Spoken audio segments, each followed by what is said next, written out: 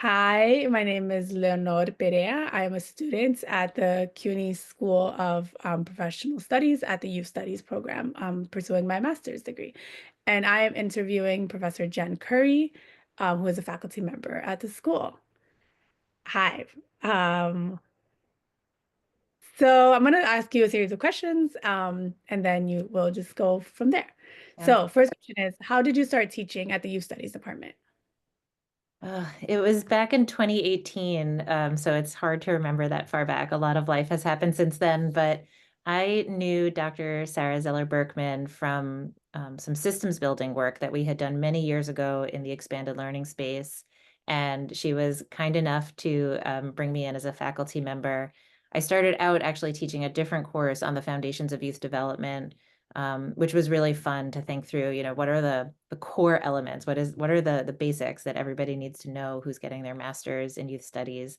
But now I teach a course that I love, which is about management of youth serving organizations. So we talk about like staffing, equity, organizational culture, and things like that. Awesome. Wow, that sounds really great. So how does your course connect to the field of youth studies and your work? I think I live and breathe youth serving organizations every day. So it's like really, really connected to what I do. My day job is serving as the founder and CEO of Change Impact, which is a capacity building organization that works with nonprofits and schools and government agencies. And almost all of our work is focused on children and youth.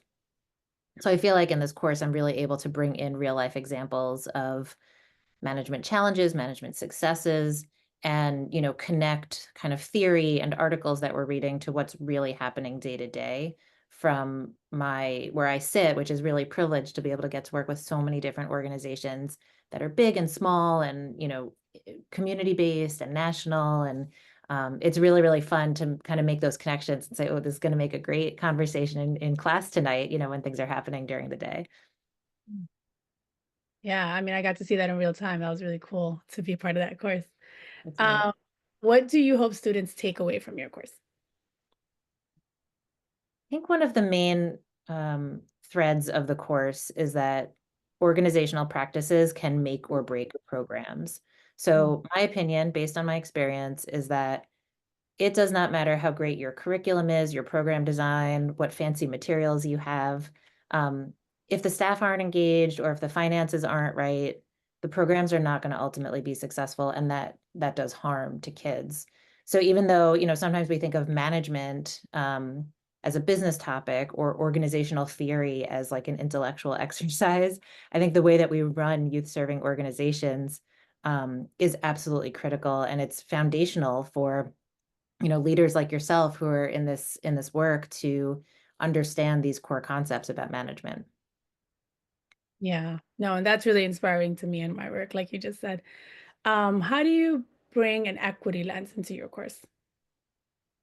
I mean, my goal is to have an equity lens on everything in life, including on this course. And we sort of do this in two ways. First is that every weekly topic that we address, we include an equity component. So, for example, in the week when we discuss organizational culture, we also talk about creating inclusive norms. We talk about developing an equity and inclusion vision statement.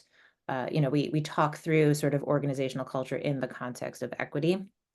But then secondly, we also have a whole week dedicated to that topic where we really dig deep and do some personal exploration and some, learning of sort of best practices and common understanding of things like privilege and bias and identity and power. And I think that that foundational equity context is something that every leader needs to have, moving forward. Mm. Oh, awesome. And last question, what guidance, or it's a multi-step question. What guidance do you have for people who work with youth on a micro and macro level? What can we do now, and what changes do you hope to see in the future? Um, I think two big things come to mind, although we could probably list out 10, but I'll name two. First is continuing to pay attention and to pay increasing attention to and to advocate for youth mental health, you know, including sort of universal practices that every child needs to be well, and also the kind of more intervention-based supports that some young people need and deserve. I think, we are going to be grappling with the impact of the pandemic for many, many years to come. That's in addition to other traumas and barriers that a lot of young people unfortunately have faced and overcome in most cases. But I think we can't forget what young people have gone through, and uh, we just need to continue to have that focus and that trauma-informed and healing-centered approach in everything we do in youth services. The other thing that I have to name, because I spend a lot of time thinking about it, is investing in the youth services workforce. We need to make sure that youth development jobs are good jobs.